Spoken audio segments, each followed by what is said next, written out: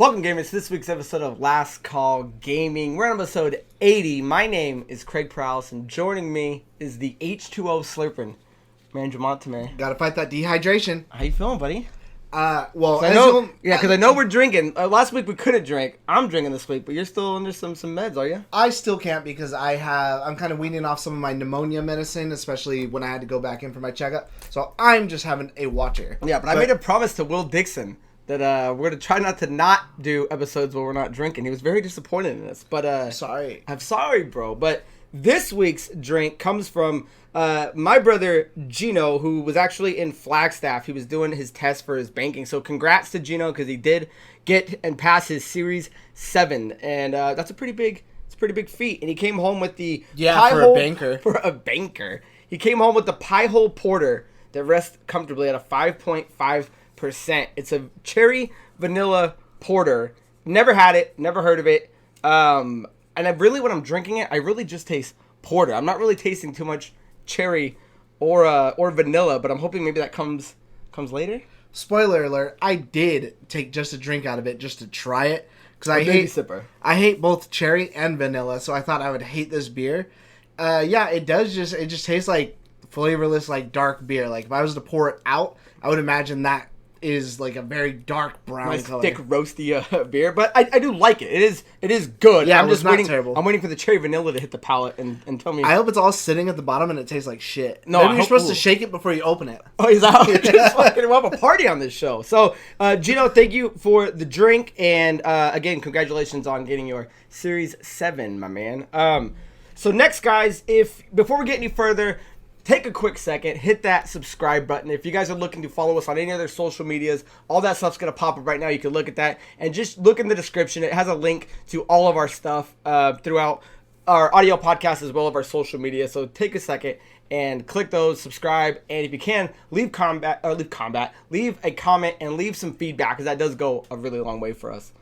Or if you want to combat, meet us in the parking lot between 6 to 7. Arizona time. Tonight. So, with that being said, let's move into our first story of the day, and that is that CD Projekt Red has been hacked and files have been stolen. Now, what it shows that has been stolen is source code for the Red engine as well as CD Projekt Red games. Now, exactly what was stolen. So there is a really good IGN article, and that again is in the description. So if you guys want to read the whole thing, they'll dissect it a little more, because it really kind of shows the way these weird back alley black market things kind of function. But what they go on to say is, speaking to IGN, Victoria Kavilovich, a threat intelligence analysis at Kila, explained that it appears all of the files stolen, which apparently include source code for Cyberpunk 2077, multiple versions of The Witcher 3, and Gwent, were sold in a single package. It's unclear who the buyer is or what they intend to do with the files at the time of writing. So Andrew and I were sitting here kind of talking, like,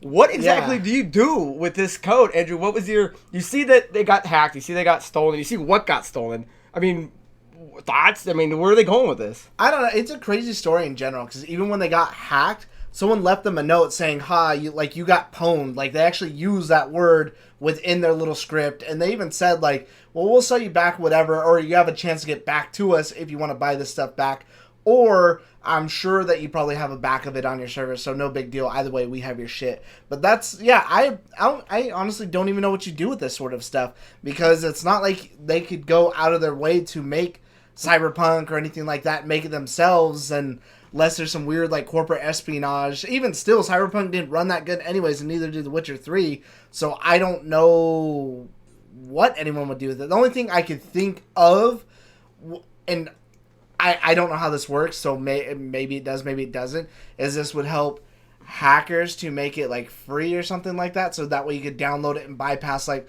all the weird security shit to make it not run on, like, a PC. That's the only thing I could possibly think of. But even still, I don't even know if those two would even be related. Yeah, and it's weird, because these guys got it, and what other people were kind of theorizing, or at least maybe this is what the plan was, is they want to take it and then try to sell it back at a ransom to CD Projekt Red. And CD Projekt went out to say that, we're not going to deal with this. We're not going to be the guys going out of our way to try to buy this back, because one of the other things that people were kind of wondering is, well, who did it? And first fingers were pointed at, was it a disgruntled employee? Is it just a really pissed off fan? So if you continue in the article, it goes on to say that the amount of people that are thinking this was done by a disgruntled gamer is laughable. Judging by the ransom note that was shared, which Andrew was just mentioning, this was done by a ransomware group we track as Hello Kitty. This has nothing to do with a disgruntled gamers and is just your average ransomware. So Hello Kitty is, I believe at the time when they were writing this, has not been officially identified. They're saying all signs kind of point to Hello Kitty. But if that is the case, and it is just random, ransomware going in, and that's just, maybe that was just the bullet point for them of the day. What can we get? Oh, look what we got today.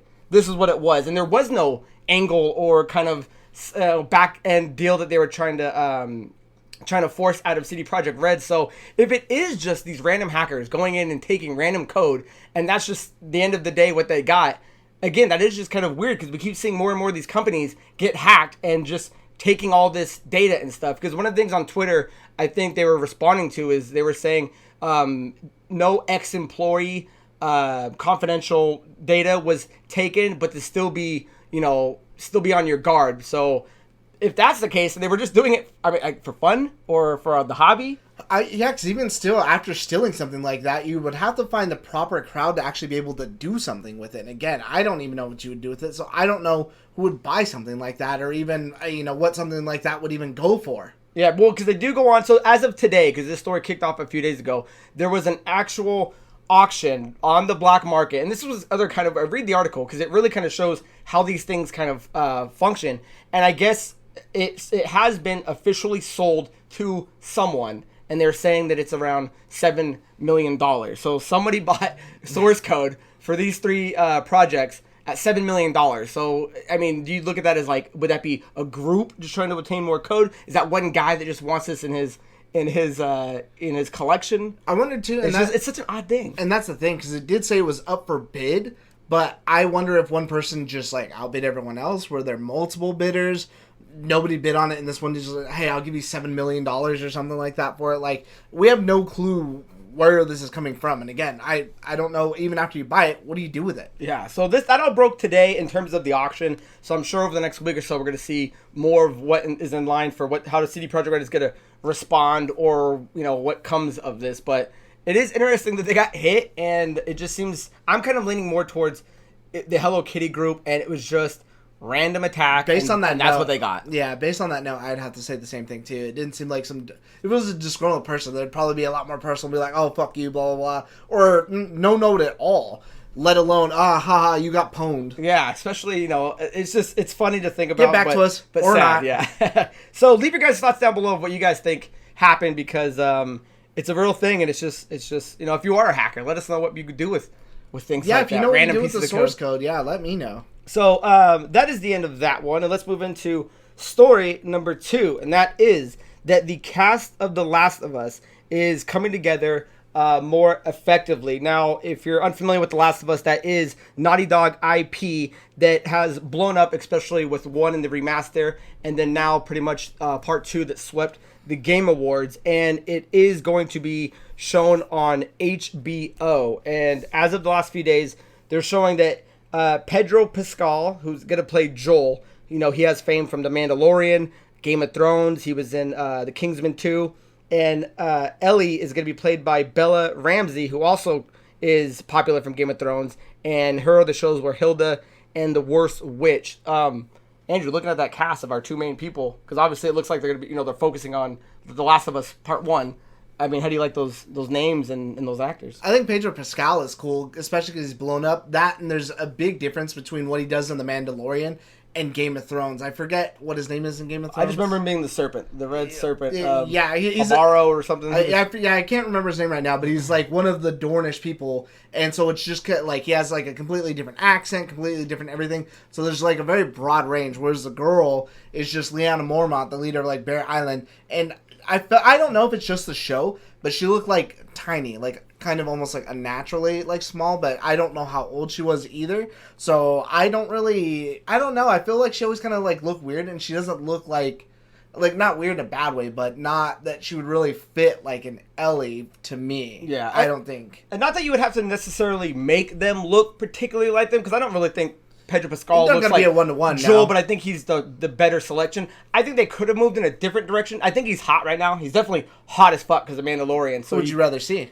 I don't know, but I don't know, like a younger Josh Brolin type character, more square-jawed, kind of rugged guy than him. But if you watch him in Kingsman 2, I really like him in that persona. So he's not the one I have an issue with. It's the girl, Bella Ramsey. I've never seen Hilda or the Worst Witch, and she's got like 50 plus episodes in both of those. So it seems like acting and TV is definitely in her wheelhouse.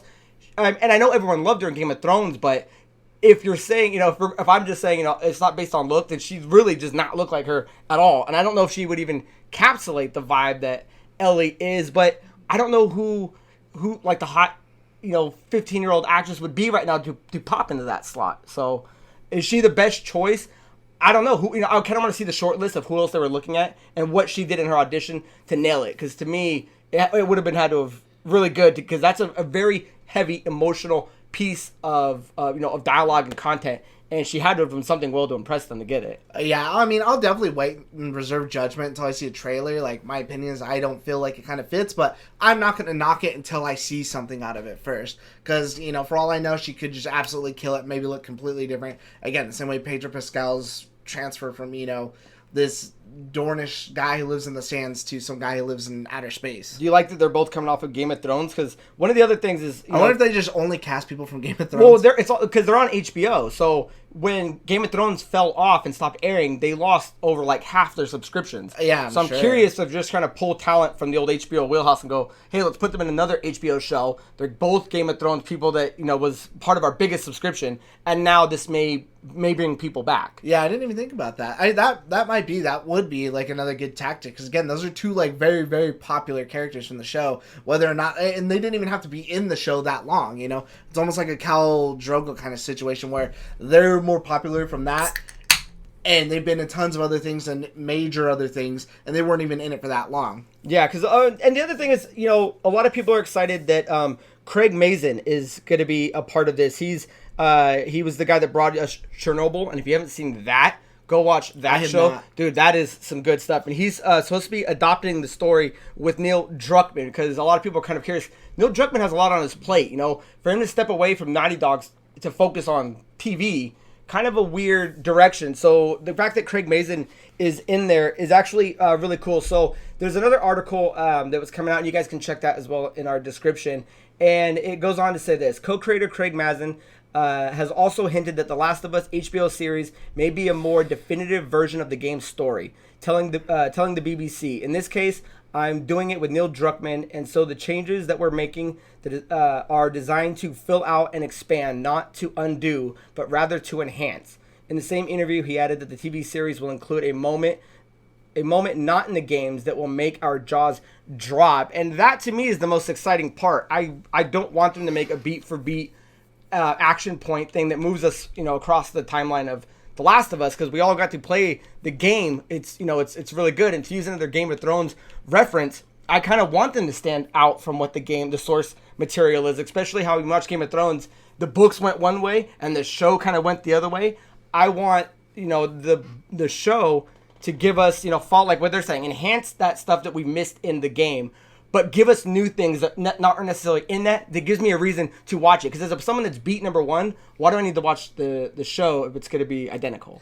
I love when you can take points to something and then kind of string it along to make it like fuller. Like an example that I kind of told Craig of, and that's why I'm hyped for the show. If they could do like a fuller version of in between, something to kind of strengthen what you already know, would be the difference between like the Resident Evil games and the Resident Evil books. So if you go and read the books that are based off the games, they follow the plot line of the games like point for point for point, but there's lots of in between. So like in the first game, you don't really know what Wesker's doing or Bear's doing in between, so you kind of fill out that plot line while they're also saying what Jill's doing, what Rebecca's doing, Richard and stuff like that. And so when I'm going back and replaying the game now, in my head I'm thinking like, okay, as I'm going through here, I know Wesker's here, and as someone who's like huge fan, I'm like, oh, you know, I catch myself thinking like, oh, you know what, that's not even from the game, that's from the books. I didn't read that in a note or anything else like that, but it made my experience, I felt like, that much richer. Yeah, let's definitely like fill out that lore and give us some names of other characters, because the other thing you got to look at is nobody else is really cast. It's, if you look at IMDb, it's really just those two.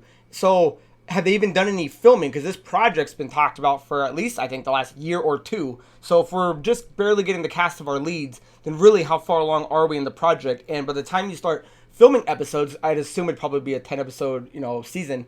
You know, are we going to lose? Does anybody want to see a Last of Us? You know what I mean? If another 2 or 3 years go by, is it still even going to be hot? Because if they were to air it sometime this year or maybe early next year, it's still coming off The Last of Us Part 2. If you lose that momentum, I'm curious if it's even going to draw any more eyes outside of gamers or people that are potentially interested in another zombie-type show, a more mature zombie-type show. Yeah, especially coming off of something like, I mean, you already have, like, The Walking Dead. I know there's, like, another zombie show that's kind of popular on the Sci-Fi Channel. I forget what it's called. But there's already, like, a huge, you know, there's all kinds of different things out there. Plus, The Walking Dead doesn't just have The Walking Dead. It's got Fear the Walking Dead. So it's already got 2 different versions of a successful zombie show. So, like, how do you match up to that? Yeah. Overall, I'd say it's good news. Are they the first 2 people I would have picked?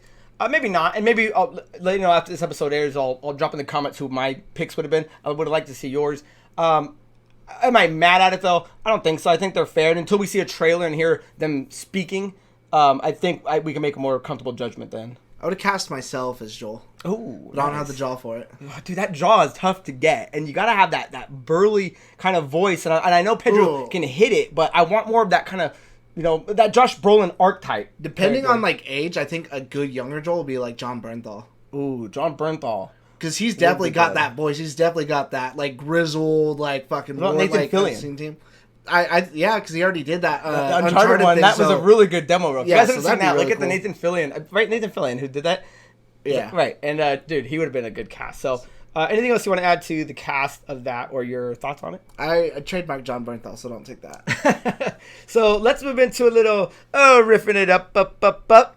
Andrew, do you want to riff it up first? You want me to riff it up? How do you want to riff this? I want you to go first. Okay, so I will. If you guys check our Instagram, this story was posted on there, but we'll dive into it a little more. So the Switch revealed the games that it's going to be adding to the NES and the SNES online services that are coming on February 17th. So that's just about a week by the time you guys are watching this. And I have the Switch online stuff, and I love going back and playing the NES and the SNES games and stuff like that. So what they were showing that they're going to be adding is from the SNES catalog, Doomsday Warrior, which was a fighting game, Prehistoric Man, which looked kind of like a platforming adventure game. Like a precursor to Toomba. Almost. Yeah, like we were just saying, it's a Tomba.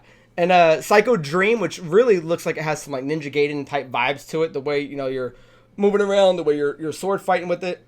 And then out of the NES, they were adding Fire and Ice, which really looked like kind of like a puzzle solver, stage to stage type game. And, you know, one of the things I was asking Andrew, because I've maybe heard of one of them, like, how many of these games have you ever heard of? And do you think it's a good lineup? Because especially if you're looking at like PS Plus and PS Now and all the games they just recently added, fire. You look at games that like Xbox recently has been adding, solid stuff. And then you look at what NES is adding to that, games that most people, I would say, have probably never heard of. So is Nintendo cutting it cheap, or are they trying to bring more of these games to the spotlight that we've never heard of? I think this is something that already probably should have been on there, because like none of these games look fantastic, and they're all like 80s games. Like maybe one of them looked like it might have been released in like 91 or like just January 1st, 1990. But yeah, they didn't look anything exciting. So I don't get why they put out like a trailer too. Like, hey, let's hype this up. Like, here you go, guys. So it'd be like, I don't know. You see everyone. It's. What's he say?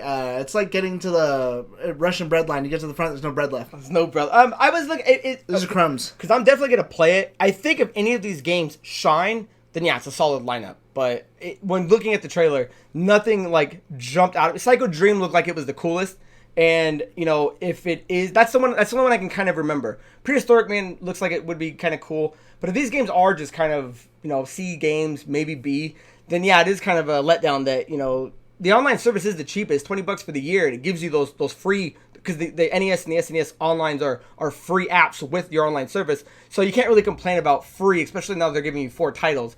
But it's just like Nintendo's got the healthiest catalog of great old games from that era. Right. I would like to see more good games, because you do have your Donkey Kongs and Marios on there, but give me something cooler that I've never heard of, not something I've never heard of that you guys are just trying to fill up space. Yeah, I felt like that would have been the better option, is take something else that's not on there that's an A title and put that in there, and then here's some other ones that maybe they'll hit with you, maybe they won't. Yeah, so that's my riff. What do you got? So speaking of what other people are doing and adding, my riff is that Final Fantasy XII, the Zodiac Age, is now finally on the Game Pass. I actually went ahead and downloaded that last night, so hype for that. I'm super excited to play it. That's after I beat like 3 other 50-hour RPGs. Oh, so yeah, because I still have, Gino came over, and I was actually showing him that I have my PS2 Final Fantasy XII Steelbook with the DVD and all the footage and stuff like that. Yeah, I'll show you that too after this.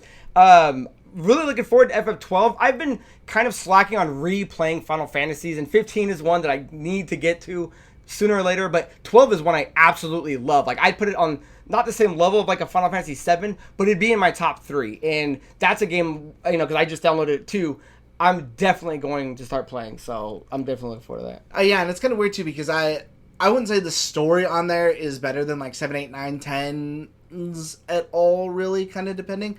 But it's more the combat that really stayed with me for some reason, because it's turn-based, but it's more kind of almost like an MMO, and you can even set up like gambits for your characters and stuff like that. It's kind of like a precursor of how FF7 Remake was running, kind of the live action, run around, change your stuff up. I mean, yeah, solid combat. Yeah, so either way, if it's something you haven't tried yet, definitely get out there and do it, because that game was fire when it came out, and I've heard that this Zodiac Age kind of takes off some limitations for the original one, so it's much better. Yeah, so check it out, and for anyone who was wondering what I was looking up that guy's name. It's Oberyn Martell. I think I said in Oberyn. Game of Thrones, because I couldn't remember, and it was driving me crazy. It's so weird. Most people remember the last name and not his first name, because Martell's the family name, and like to me, Oberyn is what like stuck out, but I couldn't think of his last name, so that's funny. So Andrew, let's move into a little. What are you up to? Do you want to tell me what you're up to, or would you like me to tell you what I'm up to? I want to tell you what I'm doing. Well, hey, you know what? The mic is yours. Tell me all about it. This is nothing special ever. No. But right now, actually, should be up soon. Kind of just fine tuning some things. A little shameless plug is a short review for the Medium. But besides that, because I finished it, of course, I actually started Dragon Quest XI, the elusive age. That came to Xbox. That's actually on the Game Pass. I think that came to Xbox in like December, maybe like late November. I don't know why. It's just something that's kind of like really captured my eye. I've really been wanting to try it. I'm only like an hour in, and I'm actually already loving the game. Like, the music's great, the characters are cool, I'm liking the combat. Like, I think it's a great game, and I think it's Kira Toriyama is his name, the person who does like the art for Dragon Ball Z, and this is a Square Enix game, of course. So they use that sort of art style. I never really thought his art style was that great, especially I'm not a fan of like Dragon Ball Super's art style, especially what they've done to some characters. Especially like Trunks. Trunks is way better in the original than anything he could possibly hope to be in the new one. But the art style fits here really good. And I put it in English. The voice acting is really good. And so far, like, I can't wait to get home and like try more of it. I'm actually really, really looking forward to getting more into that game. That's a long haul game, my man. That's how many endings? Like, all... I have no 5, clue. 7, 12? I just looked it up, and they said it should take you about 50 hours to complete it, so I'm like, all right, cool, whatever, I'm on board. I haven't played a big game in a minute. This will be my big one. And then the other thing I've been doing, too, is re-watching. It's called Epically Latered. It's like a series from Viceland, and usually it's about, like, famous skaters and kind of the situations they're in, and like a little biography. I had never seen it before. I first started watching it last year because they did one on Bam Margera, because he had like disappeared from skateboarding for a while and then came back. And the one that I had watched the other day that I had never seen was on Chad Muskas, who was like a huge influence and like a big impact on skateboarding. So it was just crazy to kind of see him. Like, I didn't know a lot of the stuff about him, and then now it's crazy like how big he got and the drugs and everything. It's a whole crazy story, but definitely check it out. They're all on like YouTube. Yeah. I definitely say, if you're even interested in that sort of stuff, it's definitely worth a watch. It's crazy interesting. Even if you're not into skateboarding and you were just into the Tony Hawk games, you might even find something in there that's for you, because they kind of go over some of that stuff with Chad Muska. Nice, yeah, because I was watching some of it because he brought it to my attention, and it's only like 40 minutes or something like that. Yeah, so you can bang it out. You can bang it out real quick. So, what I'm up to, is, speaking of watching some documentaries and stuff, on Hulu, there is this documentary that I was watching. It's called Framing. I believe it's called Framing Britney Spears. And it's nuts, man. I don't really dive into watching like documentaries on celebrities. I'm more interested in like history or something, something along the lines. But there's a couple people that stand out. Britney Spears is our girl, and it goes into like what happened when everyone thought she was just like snapped and freaking out. Way more into depth in this stuff, and it gets into this concept that her dad is her conservator, and if you don't know what that is, generally it's a term that's used with old people that are no longer mentally stable and have to have someone take over their affairs and their property and their money, and she's under this with like her dad. So it goes into this whole movement of like free Britney. Isn't she like Spears. In a battle or something like that with them trying to get back? It's crazy because she's not old, and she's like selling out Las Vegas, or she was until she put it on hiatus. And so it's a really interesting look. If you have Hulu, it's like an hour and 25 minutes. So I thought that was really interesting. When I went to work today, they were like, "Oh, I'm watching this Britney Spears." I was like, "Oh, you know what? Craig was just telling me about that too. He said it was pretty good." It's good, man. Check it out. Deandra was watching it, and then I started watching. And I was like, "Damn, this is juicy stuff." I told you guys last week I'm trying to run through the MCU, so I knocked out 2 more movies. I knocked out Iron Man and Iron Man 2, so that moves me into Thor territory. So I'm gonna start knocking out that. 2, 1 and 2 are great, and everyone's like, "Oh, Marvel has no good villains besides Loki." Dude, Hammer is a fantastic villain. I love Justin Hammer. And Obadiah was awesome too. Yeah, like Iron Man lost 2 good villains that are better. Because I was talking to my buddy Casey too. I was like, they don't need to keep having these magical, superior, beings to their enemy, instead of just someone that's like a tyrant in corporate America. And I kind of liked them more than I like some of the guys that are just, I'm a powerful being, so let's take the whole group to fight you. But what's been taking my time from gaming is Gino, Dante, and I are getting into playing some Dungeons & Dragons 5th edition at our local card shop, which is the Wasteland. Shout out to Tim Lazoya. And that's been really exciting stuff. I've been buying some books. We've been creating our characters. So that's been a lot of fun. If you guys are D&D guys, leave it in the comments because I'd love to talk with you, see some of your builds. The build I was going with was an Asimir Cleric. Dante was going with the Goliath Paladin, and Gino's looking at a Wood Elf Barbarian. So I love that kind of dorky shit. So that is everything I'm up to. So Andrew, let's move into some questions of the week. So we have 2 today, and the first one comes from Talha Kasim, and he says, "Hey Craig, it's pretty cool that you're revisiting the Marvel films because they're always the ones I'd rewatch a million times. Question: what are your guys' favorite superhero movies? Mine is The Dark Knight Rises." So yeah, that alludes to what I was saying about the MCU. I think you answered in the comments, but what did you put for yours? Well, first, actually, going back and reading this now, I want to give you a shout out because most people would say The Dark Knight. I actually prefer He's on that 3 run, baby. I prefer The Dark Knight Rises, and these guys call me crazy all the time. I'll take 3 over 2. For some reason, I love 3 the most. But I would say lately, out of like my number ones, if I'm trying to stay away from typical like Iron Man, because I think Iron Man number 1, especially since it kickstarted the whole thing, and holds up, and holds up easily, is top tier. I'd say more modern would be Doctor Strange, because that was something I went into not really knowing anything about him, not really caring. Same thing like I can't think of it right now. I'm brain farting. Either way, I went into it just not knowing too much about it. And not knowing anything about him, to absolutely loving this character, and I love that movie. I think that movie is absolutely great. I would definitely put that in my top 5 Marvel movies. Nice. I was looking. I'm a big Spider-Man fan, so when they redid, or when Sony rebooted it for the 3rd time, Spider-Man: Homecoming. Out of all the new kind of MCU movies, that's the one I love. I love the rendition they did with Vulture. Michael Keaton is such a badass. Like, I love what they did with that. But if I'm talking like all time and longevity that I still think holds up, is Teenage Mutant Ninja Turtles 2 is one of my favorite superhero movies of all time. So super appreciate the question, and I'd love to hear everybody else's answers down below. Last question comes from Daniel Backstrom, and he writes, "Have you guys ever read The Wheel of Time? Any opinions on the upcoming series on Amazon?" I don't know how to read, so.